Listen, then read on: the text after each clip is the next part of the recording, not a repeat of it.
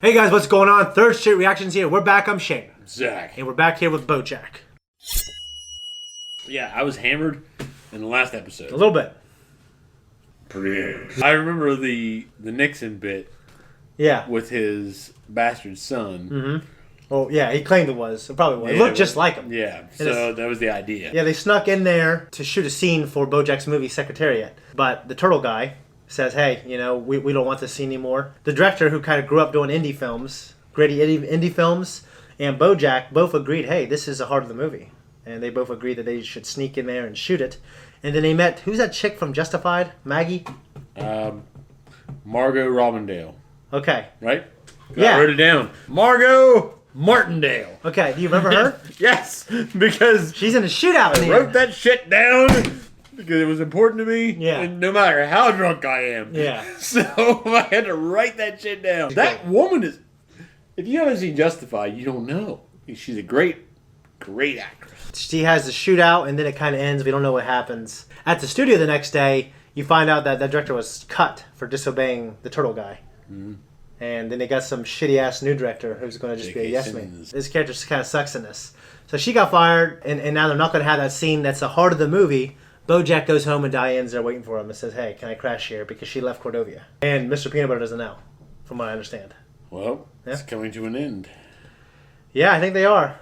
We'll see. Sorry, some of us have jobs. Not all of us, just some of us. Oh yeah, my job! I'm done with my sabbatical and I'm ready to get back to work. What sabbatical? I fired you. Oh, I thought when you said you're fired, that was just you giving me the business. No, I was taking the business away from you. Oh. Huh. Looking for a friend? Yes. Need direction? I'm listening. Try Scientology. Huh. Excuse me, sir.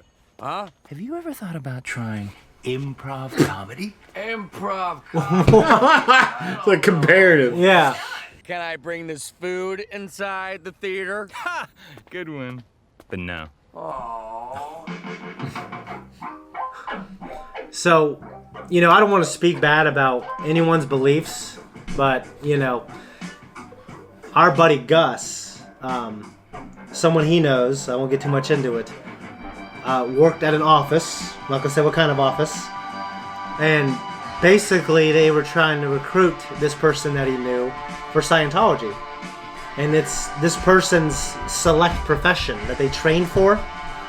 And this person has found out that this type of profession has a lot of Scientologists, and they own a lot of these offices.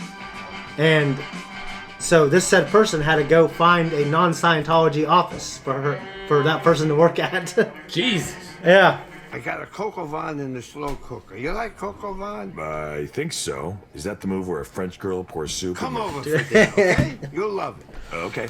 Chill pill. New York Magazine called her the enfant terrible of the immersive theater world. And then Les enfants terribles! Oh, Metal Gear Solid! I'm sorry, Mark. Oh, Todd, here at Shenanigans, we make things up on the spot. Let's try it. Give me a suggestion. If you mess up, that's okay. It's all part of the fun. Is it really that simple? Ugh, it's incredibly complicated and requires years of training. Oh, Brian. Your first class is $200. I thought you said it was free. Oh, that was just me doing an improv. It's terrible. Fuck you, dude. Yeah. You know, the sound guy's wife works with at-risk teens. And I was like, yeah, that's okay. But compared to what my wife is doing, your wife is bullshit. Ooh. And he had to agree with me because I am his boss. Listen, Mr. Peanut Butter. My name is... Coffee Maker. Ah, Kofi Makir. Am I pronouncing that right? Look, it's Copernicus. Who's that? What are you, new? Yes, I am new. Copernicus is the founder of Shenanigans. Let's go talk to him. Are you kidding? You can't just go up and talk to Copernicus. Man, Todd, you don't know shit. You're just a tourist. Or not. If you're one Brian's a dickhead, man. we'll improv that later. She exploded. Dus exploded? You just got prom! Your face, baby! The streets are ours! Fucking idiots. Briefly won me over. It has been a really painless shoot, even though the movie's gonna be a piece of shit, am I right? What? Oh, he's a piece of ship, right? Like ship shape. Anyway, what were we talking about? Who knows? Okay, moving on. Hey, it's fine. Abe knows what we're making. Right? Wanda, would you help me with dessert? Okay. New York is so great in the summer, but I don't think we're going to be done in time. We're looking at a ton of reshoots. Reshoots, are you kidding? Well, you know, because the movie's such a piece of shit and all. Did that hurt your feelings? I mean, you're the one who said we're not making Casablanca. Right, because Casablanca is a movie about a club owner named Rick. This movie's about Secretariat, a racehorse. Wait, you literally meant we're not making the actual movie Casablanca? I've never seen Casablanca. Oh, boyo, there was a misunderstanding.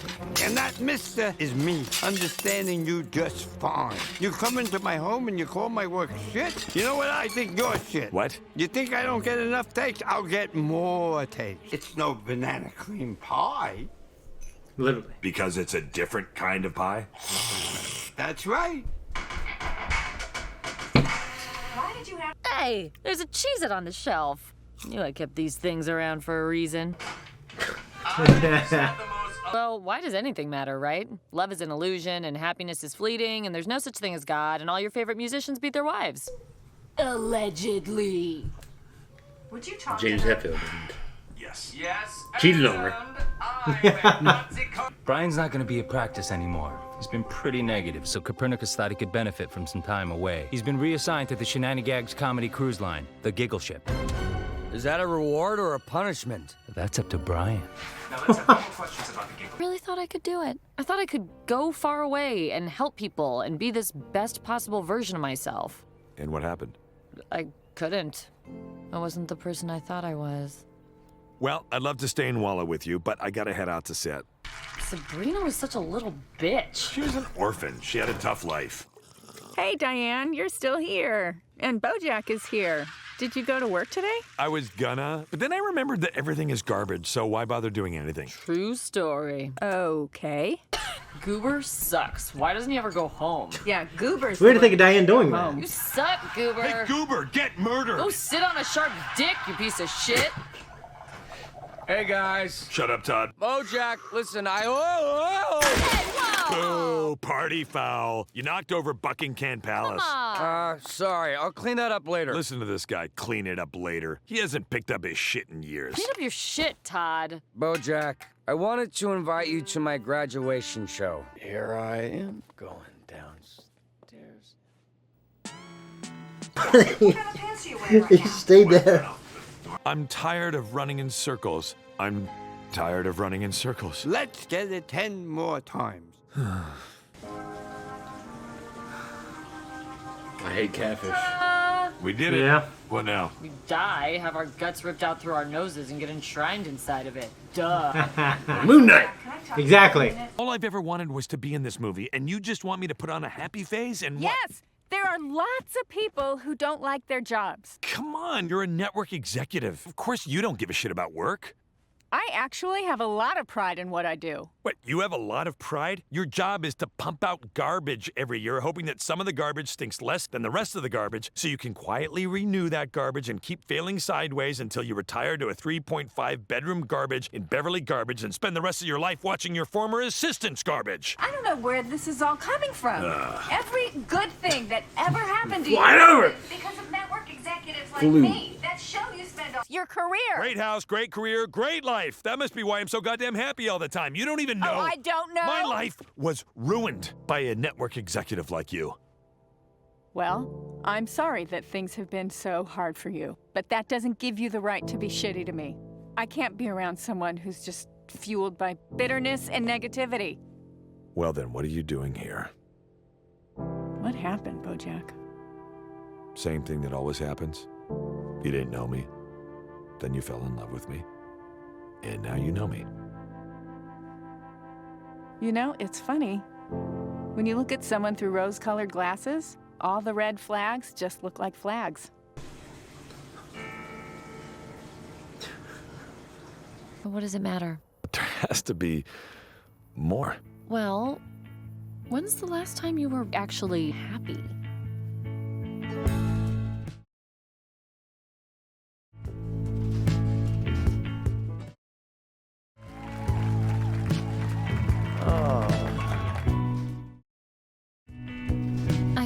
talk to you on the phone all the time. It's too hard. Have you tried Bluetooth? I think maybe we should stop calling each other for a little bit. I'm sorry. I just miss you too much. But listen, I love you. Okay, Mr. Peanut Butter? Yeah. Okay. I love you, Diane. Where the hell is he?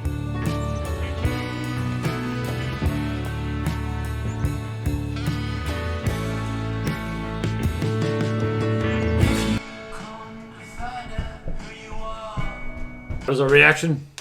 It was him talking about it. So Well, I'm going to talk about it. yeah.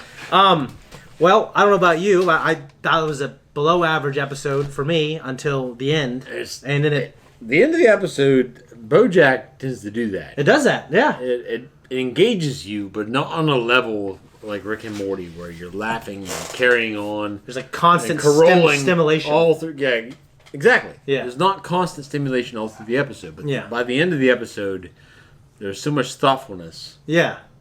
and engagement that Yeah. it hits home. That's the thing. Like, it's weird how the ending could wrap it up so well that it makes the episode good. But without the ending, it would have been, for me, just a below average episode. Well, it's like a gymnast. Yeah. They don't stick the ending. Yeah. The rest of it didn't matter. Yeah. So it's like, well, in this, like, sometimes I enjoy the journey. I don't necessarily love the end. In this, I don't enjoy the journey, but I love the end. I took two notes. Yeah. Scientology and the deer and the horse. It really took too long. Yeah. Like him going back to revisit that part of his life. Mm-hmm. There's not enough of it there to make anything of it. Okay. Like I'm sure he's revisiting something of his life, his memory, that he's saying, "Hey, I liked her." Yeah. Well, it's alluded to a few times. I dreamed about her. Yeah. So now I can have something with her. I guess I feel like it's one of those things from his past to where I don't know. I just feel like Diane is the more interesting relationship. It is. That relationship was there. I feel like that's like the movie where, you know, the relationship in the past doesn't work out, but then you're both on the subway in the end. You're both with different people, but you smile at each other, but you're not together anymore. Yeah. I feel like you understand. Yeah, but it's not. Yeah, you That's had what the deer and the horse are. That's what it should be. But he went to go see her. He went to go see her because BoJack is probably not emotionally mature enough at this point. Yeah, he's wondering what would make you happy. He's like, oh, well, maybe this thing that I let go. And you and I have had these conversations before. It's not about happiness. It's about content. Yeah, well, and fulfillment too. Yeah. Well, I guess I equate fulfillment with contentment. Yeah, exactly. Like, I think they're pretty synonymous, Mhm. but not happiness. Yeah, happiness is fleeting, and Diane was right. And obviously happiness, like, it's great to be happy, but if you try to like make all your life decisions swing on whether you're happy at this moment in time, and you're going to be the type of person who gets in and out of relationships really fast and commits to crazy things and backs out of them. Like, you gotta, you can't be that type of person. It's too high of a high. Yeah. Way too high of a high. Yeah. I mean, I'm sure BoJack would do some growing. Yeah. From this circumstance with the deer and everything, how he imagined his perfect relationship would be, because it's shown her before his imagination with the kids. That would be his ideal life. Yeah, last time you saw her for real was at the funeral, right? I think so. Yeah. So and she wasn't doing the things that he's been imagining for 20 years. She was his golden girl. Yeah, the one who got away. Yeah. How do you feel about that?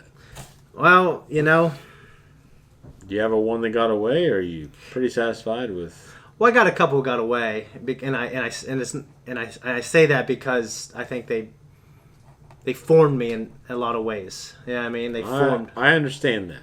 Yeah, because they had a way of shaping you. Yeah, they shaped me in a lot of ways, good and bad. Formed is pretty strong. Yeah, I guess they shaped me. Formed sounds more prominent, I guess. It's like God. Yeah. Forming clay. Yeah, shaping is like, well, yeah, they had a smaller hand than that Patrick Swayze and what's her name, G.I. Jane, Demi Moore. Yeah, Patrick Swayze and Demi Moore moment when there's a ghost and they're forming the fucking clay. Ghost! I've never seen that movie. My Aunt Cheryl used to watch that movie. Seen that movie all the time, but I have seen that scene. Yeah. I have seen the scene where they're fucking making the goddamn pot, okay, together. Yeah. And I just know, like, that's everything I need to know about that movie. My Aunt Cheryl used to watch it all the time, and I remember I was being a little kid Like, it's an interesting movie. And there's like parts where like the demons come and the shadow people and they come and take. I didn't see that. Yeah, it's pretty crazy. That sounds pretty freaking nuts. It is nuts. It's a love story, but it's obviously very tragic. Yeah. When I was younger, I probably had like 5 or 6 women that I all thought could have, were the kind of one who got away.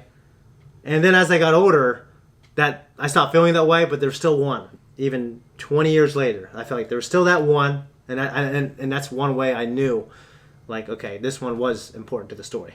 It was a line in a movie, I think, where this person said, he was talking to someone younger, and he said, you're going to have moments in your life that are these lines, and by the time you're 30, you're probably going to have like 2 or 3, or maybe 4 or 5, if you're really unlucky. Yeah, mine are the 4 or 5. There's like a line. It's like, okay, that line, there's a before this and an after this. And lots of times they're relationships. You know what I mean?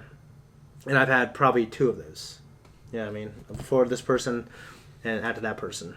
Well, and I've also had some really great, meaningful ones that, I didn't end up with them, but I don't consider that they got away, per se. I would say, well, that was a chapter that needed to happen, and we both learned and fulfilled each other, and then we moved on. There's probably 5. Yeah. And I don't consider them like hang-ups by any means. Yeah. But they're definitely very strong life lessons between all of them. Yeah. I just feel like the ones that got away, it was more about a transitionary period in my life. Yeah. So if they got away, I don't look back and think that I would have been happier if it would have worked out. Yeah. I don't. In any of those cases. Yeah. I think you could probably agree. I can. In like all those cases. Well, and some of the older ones, I don't know. But I think the most recent one, you could have been happy. If you tilted a couple of degrees left to the right, then you could have been in the gold. Whiskey? You could have been in the gold zone. I did say this in a reaction, but we have a friend, okay, someone that he's related to worked at an office, and it was basically a place where they baited with Scientology headquarters. And that is fucking nuts. And it's strategic. They had different offices all over the country. And it's a certain profession I won't talk about because I don't want to give anything away about this guy. Who the fuck would fall into that? I don't know. Like I'd have to be the guy on the top. Well, how could you? How could you take the bait?